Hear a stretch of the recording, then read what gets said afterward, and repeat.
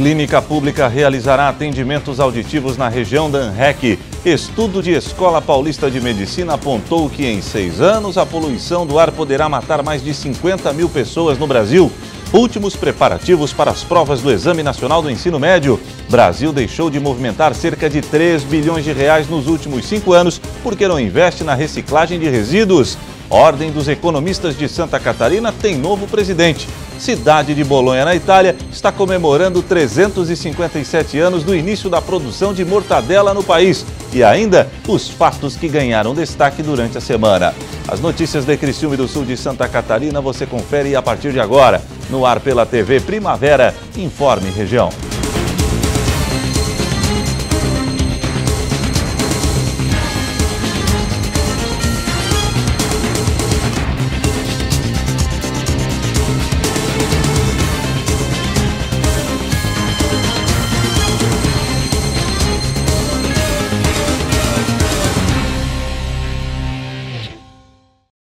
Hoje, sexta-feira, feriado de finados, dia 2 de novembro de 2018. Para você que sintoniza a tela da TV Primavera, uma boa noite. Criciúma passa a contar com centro de atendimento auditivo, tudo pelo Sistema Único de Saúde. Confira na reportagem da jornalista Débora Correia. A região sul do estado vai contar com um espaço gratuito dedicado a pessoas que sofrem com problemas de audição. Hoje, esse tipo de procedimento realizado pelo Sistema Único de Saúde, o SUS, é oferecido só em Florianópolis. A clínica, localizada no bairro Nossa Senhora da Salete, em Criciúma, deve ser inaugurada neste mês de novembro. Um empreendimento que tem muito a contribuir para a saúde da região. Primeiro é a regionalização da saúde, né? A gente trazendo a saúde auditiva para a região de Criciúma, para o município de Criciúma e para atender toda a região sul do estado, a ANREC e a MESC, isso vem melhorar a qualidade no atendimento aos pacientes, às pessoas que necessitam e também economia para os municípios, porque todo o atendimento era feito em Florianópolis por uma única clínica. E a região sul do estado vai ser a primeira, né, a ser regionalizada. Então tem 2 profissionais otorrinos aqui da cidade de Criciúma que se disponibilizaram de abrir essa clínica, né, do qual vai atender uma média de 50 pacientes mês para o tratamento auditivo, né, e principalmente que é a colocação do aparelho auditivo, para que essas pessoas tenham melhor qualidade de vida. Conforme o gerente regional de saúde, o espaço vai atender não só a demanda de Criciúma, mas também dos municípios da ANREC e a MESC.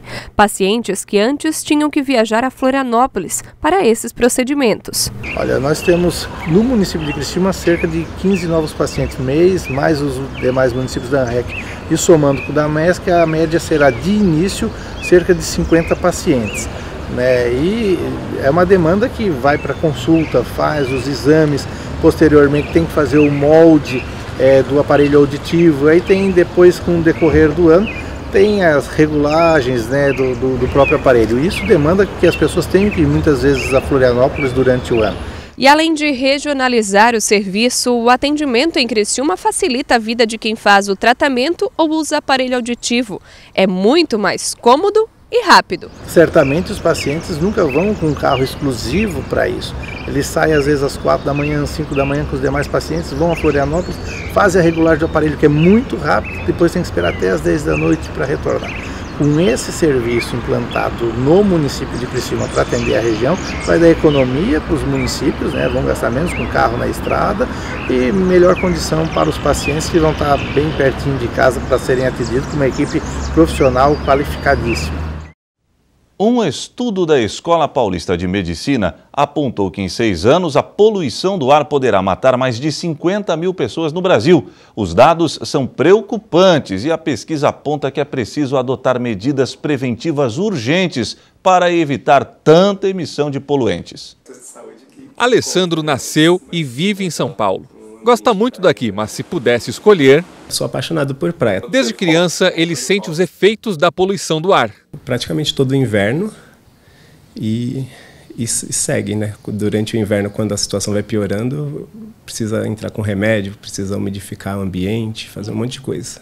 A sensação de mal-estar por conta da poluição foi medida por um estudo do Instituto de Saúde e Sustentabilidade e pela Escola Paulista de Medicina. Se até 2025 os índices não melhorarem, estima-se que haverá mais de 51 mil mortes por conta da má qualidade do ar. Na região metropolitana, esse número de mortes desencadeia uma perda de produtividade de 22 bilhões de reais. É muito alto por morte precoce. Para os cofres públicos, só internações por doenças relacionadas à poluição, nós temos 56 milhões de reais nesses 6 anos por custos do SUS. Em dias de chuva como hoje, a poeira baixa, o ar fica mais limpo e as pessoas respiram melhor. Mas a fumaça que continua saindo dos escapamentos agrava e muito a qualidade do ar e piora os problemas respiratórios. Os ônibus e os caminhões, porque eles utilizam diesel, e o diesel é o grande vilão em termos de emissão de material particulado por fonte veicular. Segundo os pesquisadores, a poluição em São Paulo mata 2 vezes mais do que acidentes de trânsito, 5 vezes mais do que o câncer de mama e 7 vezes mais que a AIDS. Esse material particulado, que é uma poeira muito fina, ela entra através do alvéolo, onde tem a troca gasosa, pelos vasos sanguíneos na corrente sanguínea. A partir do momento que ela entra na corrente sanguínea, ela vai causar todos os efeitos sistêmicos em outros locais, outros órgãos, mas principalmente no coração. É no coração que nós temos a grande maioria das doenças causadas por poluição, até mais que respiratória. A seguir, Brasil deixou de movimentar cerca de 3 bilhões de reais nos últimos 5 anos, porque não investe na reciclagem de resíduos.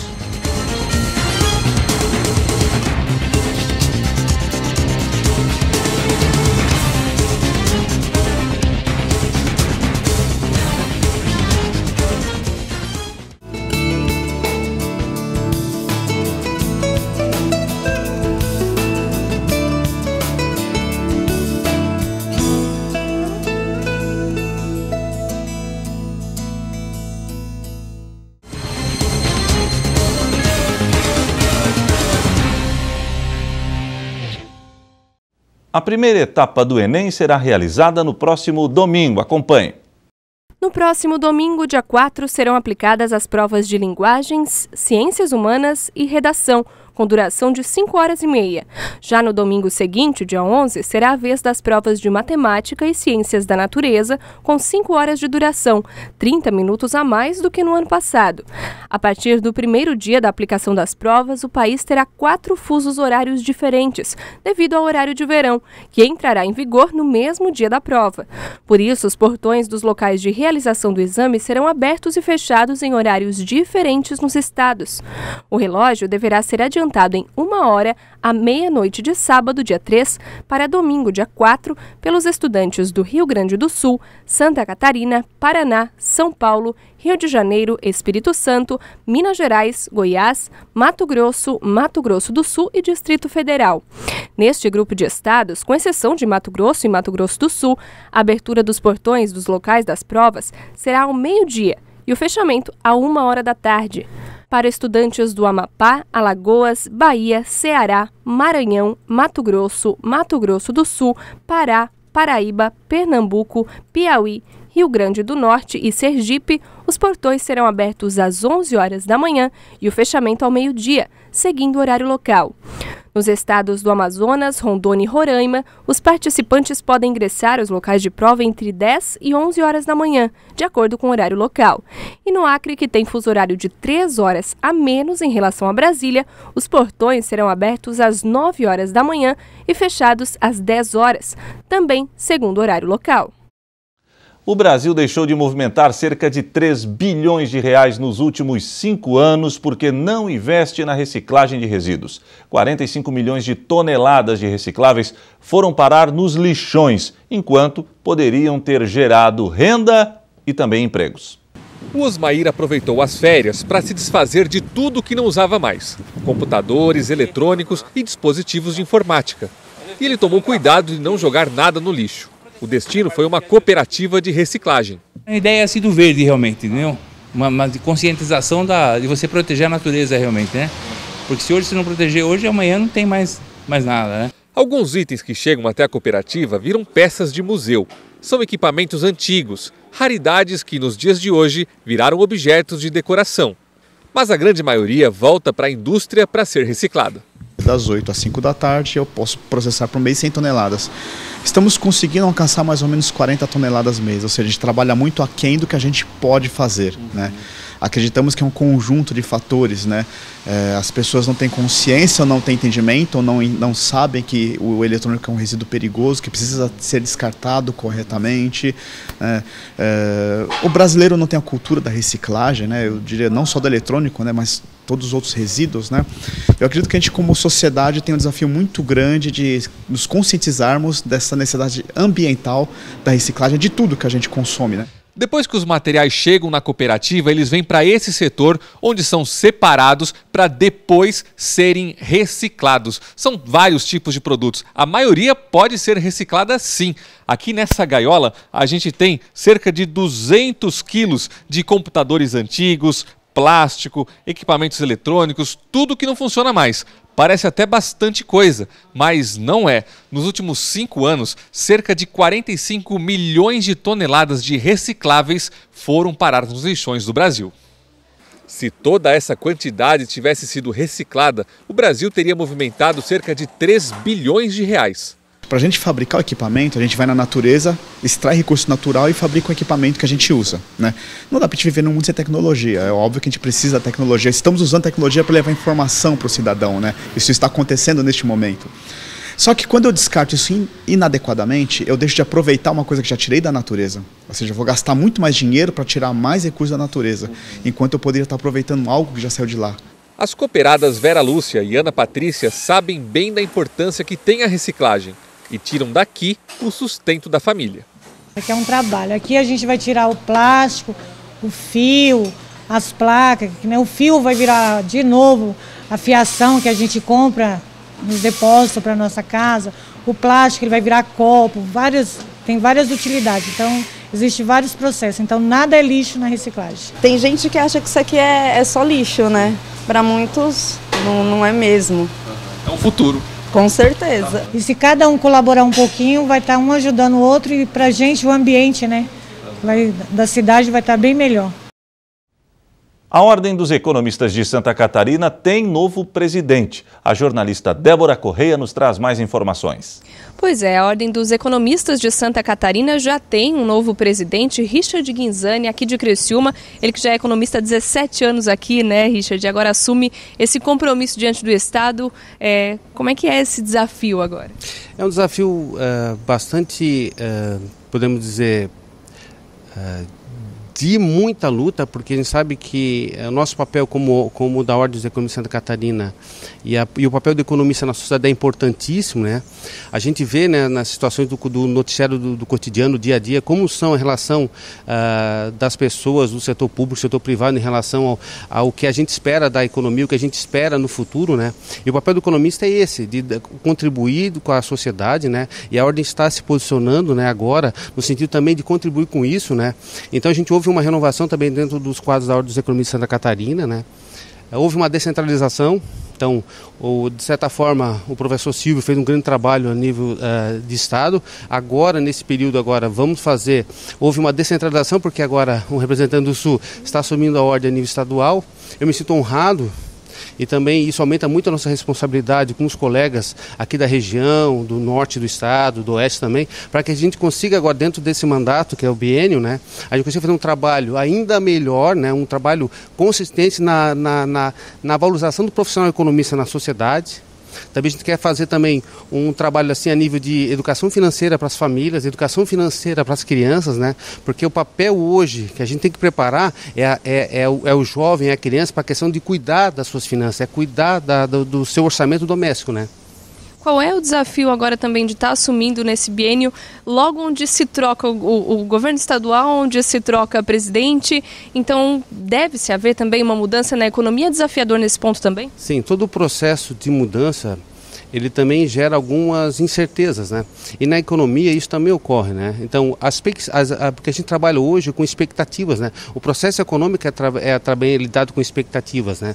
E a gente hoje observa isso, que está tendo um viés de mudança a nível nacional e estadual também. E a mudança em si, ou a troca de espaço de poder, ela também é salutar no processo democrático, né? Está vindo agora novos modelos de administração, né? O comandante Moisés em Santa Catarina e o Bolsonaro a nível de Brasil. E a Ordem dos Economistas de Santa Catarina está pronta também para contribuir de alguma forma, porque a gente sabe que a economia agora nos próximos anos vai ter uma transição. Havia um modelo anteriormente de gastos públicos com uma retração agora, né? Vai ser feito alguns cortes a gente está ouvindo hoje nos comentários com os analistas econômicos, né? Que vai ter uma diminuição de cargos, uma diminuição de ministérios, de secretarias, então isso vai ser importante para um ajuste, né? Porque a gente está vindo de um processo de crise, né? Então nem sempre o processo ele é muito fácil de se iniciar, né? Mas ele é um processo, a gente entende como de restrição, é um processo que muitos setores hoje da sociedade vão sofrer. Mas a gente acredita também que é um sofrimento de curto prazo ou médio prazo, porque os ajustes, eles são... tem que entender que a gente também imagina que as ações de hoje, ela tem um reflexo a médio e longo prazo, e não é a curto prazo que as coisas acontecem. Então, a gente também entende que o processo de melhorar a economia, ele é um processo contínuo e não de curto prazo. Agora, Richard, tomam posse, então, já agora no mês de novembro, e aí a partir daí nova diretoria já atuante. Isso, a gente agora vai iniciar as reuniões temáticas de trabalho para elaborar os planos de ação em Santa Catarina toda, tá? A gente quer ampliar a nossa ação ainda no oeste do estado, a gente quer fortalecer a seccional sul aqui em Criciúma, a gente quer fortalecer a seccional em Joinville, a gente quer fortalecer a seccional do Vale do Itajaí em Blumenau, e assim, e a gente tentar irmanar todas as correntes dos economistas no sentido de a gente fortalecer a profissão. A gente tem vários viés de pensamentos em relação à economia, a gente pode ter vários viés de pensamento à questão política, mas uma coisa a gente não pode deixar na nossa profissão. Nós somos economistas. E a ordem, no nosso princípio, é unir a classe no sentido da nossa formação, do nosso trabalho em prol da sociedade, e é isso que vai valer, que vai nortear o meu mandato. A gente não tem interesse de politizar, a gente não tem interesse de fazer militância em relação à questão da ordem. O que a gente quer fazer é que o economista se sinta representado, sem viés ideológico, sem viés nenhum. O nosso viés é sim a nossa profissão, é a nossa formação que nos hoje credencia a ajudar outras pessoas, seja no setor privado, seja no setor público, seja nas escolas, seja nas empresas, todos os setores hoje o nosso objetivo é valorização do profissional, do economista na sociedade. Tá certo, então obrigada, Richard. Conversamos aí com Richard Guinzani, economista de Criciúma, que assume agora a presidência da Ordem dos Economistas de Santa Catarina. Débora Corrêa para o Informe Região. A seguir, cidade de Bolonha, na Itália, está comemorando os 357 anos do início da produção de mortadela no país.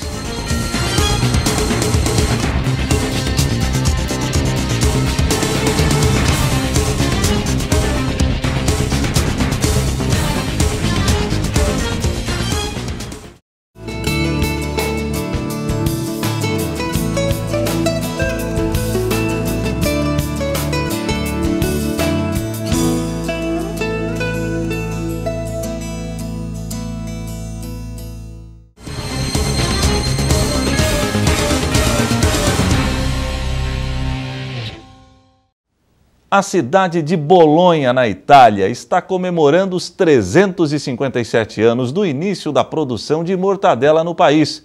No Brasil, a mortadela é a estrela principal de um dos sanduíches mais populares. Em São Paulo, o lanche é tão famoso que faz parte de roteiros gastronômicos e também culturais.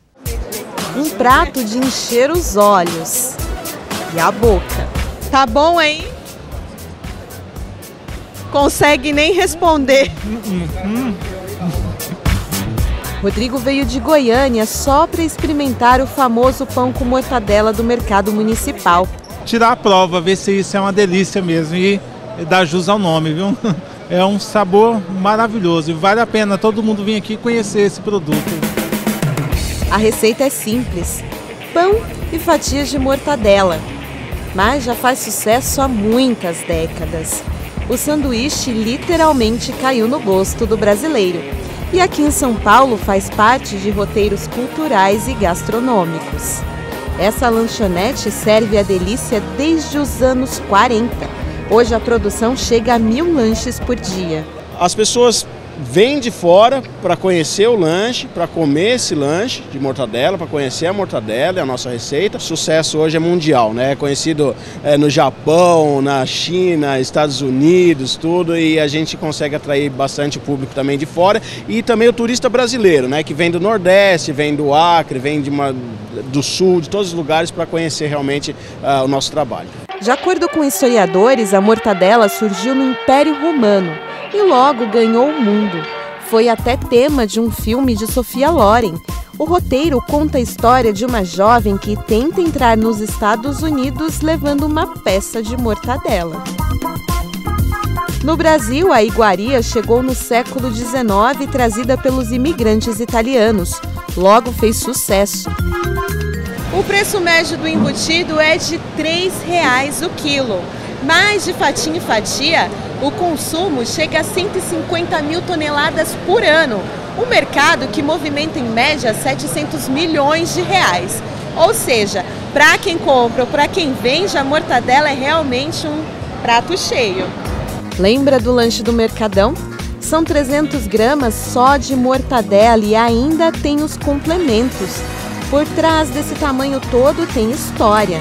Antigamente, os trabalhadores só tinham dinheiro para apenas uma refeição por dia. Então, os donos da lanchonete decidiram dar uma força e capricharam no recheio. Hoje em dia, comer esse lanchão é um desafio, mas que muita gente encara. Vai mais um? Imagina, esse aqui para mim vai ser o suficiente. Olhe lá ainda se der conta de todo o recado. E para fechar o Informe Região desta sexta-feira, vamos conferir as notícias que ganharam destaque durante a semana no sul de Santa Catarina. Segunda-feira, no segundo turno das eleições, votações tranquilas na região. Eu acredito que dessa vez tivemos menos problemas e também que as pessoas já estavam mais orientadas, né? Até com relação a onde é o local de votação, que não sabiam, aí já estão sabendo agora para o segundo turno. Foi bem mais tranquilo. Com relação à contingência de urnas, também tivemos 5 trocas de urnas na 10ª zona. A urna apagou, que é uma máquina, né, gente? Então pode acontecer, né? Ela vai lacradinha, vai certinho, a gente faz diversas conferências, mas às vezes ela apaga. Apagando, nós levamos uma urna também lacrada, trocamos. Tivemos uma outra situação de uma urna que não estava lendo a biometria, algum probleminha da máquina mesmo, que ela estava funcionando até então. Também trocamos por uma urna de contingência devidamente lacrada. Foram 5 casos que se resolveram rapidamente. Transtorno bipolar, do diagnóstico ao tratamento, doença atinge milhões de pessoas. O transtorno bipolar é uma doença psiquiátrica, um transtorno mental que ele cursa com alterações extremas e opostas de humor, ou seja, não é qualquer variação de humor, oscilações de humor, que são oscilações normais da vida de qualquer pessoa, dependendo da situação que ela está passando, não é isso que é o transtorno bipolar. Muitas vezes as pessoas acham que oscilações de humor ao longo do dia ou ao longo dependendo da situação que a pessoa está passando, isso é o transtorno bipolar. Na verdade, são alterações extremas. A pessoa, ela muda de um quadro extremamente depressivo, nesse momento ela cursa com tristeza, pensamentos negativos, falta de disposição para fazer suas atividades. Terça-feira, Eduardo Moreira e Carlos Moisés, atual e futuro governador de Santa Catarina, se encontram e iniciam um processo de transição. Bem, a conversa de informação ao governador eleito e à sua equipe dos encaminhamentos necessários para a transição. Precisa conhecer profundamente a máquina pública, até para encaminhar os seus compromissos assumidos perante Santa Catarina. Então nós disponibilizamos lá no centro administrativo o local adequado para a equipe e para o próprio governador eleito, e é claro que reuniões com setores do governo do estado que vão passar as informações detalhadas sobre aquilo que ele quer fazer, inclusive a reforma administrativa, que talvez encaminhe este ano para iniciar dia 1º de janeiro com a nova forma de governo, aquilo que ele defendeu ao longo da campanha. Então é isso que nós vamos fazer. Vamos facilitar a vida do governador eleito Carlos Moisés. SEDUP Abílio Paulo realiza a Feira de Ciências e Amostras. O objetivo desse evento é trazermos aqui para uma divulgação interna e externa de todos os projetos que acontecem na escola, projetos que envolvem aulas, projetos de curso, né, projetos de conclusão de curso. Então, todas as atividades que são realizadas aqui pelos nossos alunos, a gente dá essa visibilidade e eles mostrarem para toda a comunidade, né, até o seu potencial, né, porque isso é o que eles estão acabando mostrando, assim, tecnicamente, o que eles estão aprendendo aqui dentro da escola e o que é possível fazer através dessa amostra, desses trabalhos que eles expõem. Quarta-feira, alunos que moram em outros municípios têm matrículas negadas pela rede municipal de Criciúma. Pais protestaram e pedem que o governo volte atrás. A partir do momento que a gente recebeu o bilhete da escola, que foi segunda-feira, dia 29, informando que os filhos que estão estudando na escola de municípios vizinhos não poderiam mais estar fazendo parte da escola, a gente se mobilizou pelo telefone, como todo mundo faz, e fomos no mesmo dia, isso foi de manhã, ao dia à tarde, que foi dia 29, a gente foi no Ministério Público, ver o que a gente podia fazer para poder reverter essa situação, né? Que nossos filhos estudam lá desde os anos iniciais.